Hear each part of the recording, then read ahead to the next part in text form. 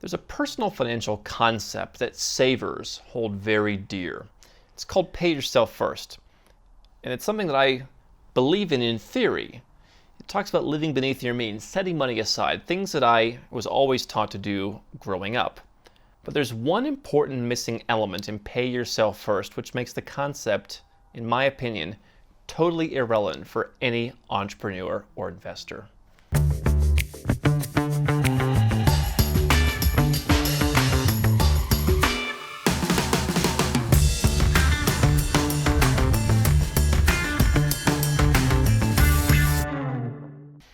Hi, I'm Andrew Henderson, and pay yourself first is a pretty basic financial concept.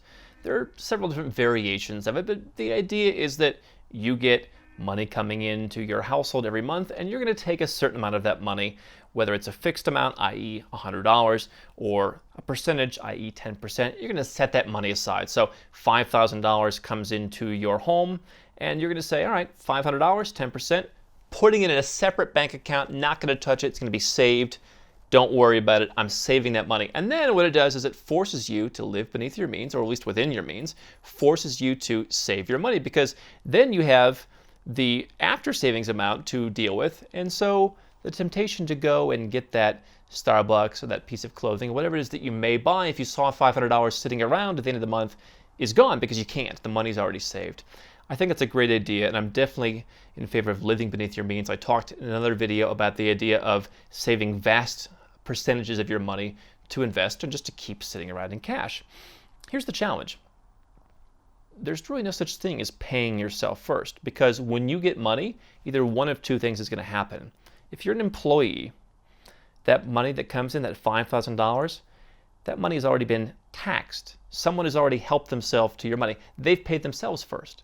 If you're a business owner, if you're self-employed and you're responsible for setting aside and paying your own taxes, then you are going to have to take that money and put it in an account. I remember when I lived in the United States and I ran businesses, every month I would write myself a draw check from one of my LLCs, whatever business it was at the time. And the first thing that I would do is I would go and I would set aside about 38 or 40% of that money, figuring that at the end of the year I might have to top it up a little bit. I would take that money, I would move it to a separate account. I had a separate online savings account called tax savings. And then every quarter I'd go and I'd file my quarterly estimates.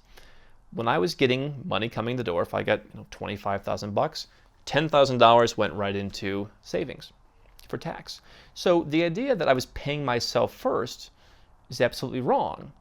Paying the government first, and whatever was left over, then I get to save, then I get to pay my bills, and then on and on and on.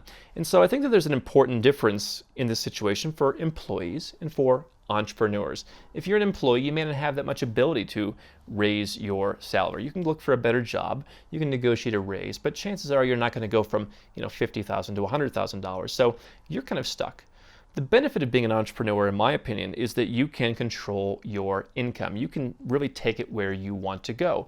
And so what a lot of people do when they're entrepreneurs, I was around this in my entire business career in the US, was I'm going to take these weird deductions, which I don't really qualify for. I'm going to not accept money that someone's offering me. I'm going to push into the next tax year to kind of keep kicking the can down the road. I'm going to do all these things that really violate some of the basic principles of tax, like constructive receipt and things like that, all in an effort to reduce my tax. And then on the employee side, people go out and they cut out Starbucks and they do all these different things to try and live within their means. Living within your means is important, but why is it that any developed country in the world you go to, really any country in the world you go to, people somehow magically just have enough money left over at the end of the month? Why is it that even when I talked about people who live in Denmark who would make 300,000 euros a year, somehow at the end of the year they had nothing left? That's where pay yourself first is a great concept, because it says, okay, if you pay yourself first, you won't buy the big Audi, you'll buy the small Audi to impress people on your $300,000 salary. But nevertheless, the situation is still the same. And so rather than going through these little tax deductions, that some of which are allowed, some of which are not allowed, rather than starving yourself or not doing Starbucks or forcing yourself, why not just change the game? Why not just say, you know what, I'm going to follow the 5 magic words that Nomad Capitalist talks about and go where I'm treated best. Go where you're treated best, and figure out how to legally change the structure so that you literally can pay yourself first, so that you can take the money that you earn and you can set it aside. And so what I do is I'll take part of the money and I'll set it aside in just, general savings. I'll take part of it and I'll earmark it for investments or, real estate. I'll take part of it and I'll earmark it for charity because I think that's important. And then, I'll figure out the rest of the money. What's left, I'll live off of that. But I'm able to say, I'm going to pay myself first. I'm going to help other people then. And then I'm going to live. And I'm going to live very frugally based on what I earn. But that 40% difference, if that 40% goes to 10%, somehow there's a lot more money to pay yourself first and to help other people. And I think that part of the thing that people, look at with this is, well, I don't want to be taking money away from, helping people.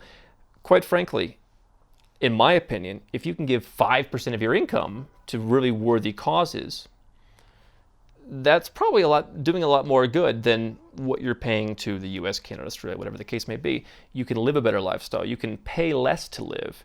Pay yourself first is a concept that is developed by people who've always lived in the country where the government takes almost half of what you earn. And it's been expected to where when someone comes and says, hold on a second, you can change the game. There is a legal way where you can go and live somewhere where they treat you a lot better and take a lot less of your money. People say, no, that's not possible. This is how it's always been done. Like, where can you go and do that? That's terrible. That sounds like a bad thing to do. The reality is if you can break free from that, you really will be able to pay yourself first. You'll still be able to contribute to society, and you'll have a lot more money left over to not only do good, but to save, invest, and build wealth. I'm Andrew Henderson, and if you're looking for a way to legally reduce your taxes, build your freedom, and create wealth faster as a global citizen, then you've come to the right place. I want you to do 3 things right now. Number 1, click the button to subscribe to our channel. Make sure to get notifications so you never miss a new video. Number 2, get a copy of our #1 best-selling book, Nomad Capitalist, on Amazon and learn all the dozens of benefits of our lifestyle. And number 3, if you're already a 6 or 7-figure entrepreneur and you want to put these strategies in place, go to nomadcapitalist.com and find out how to get some help.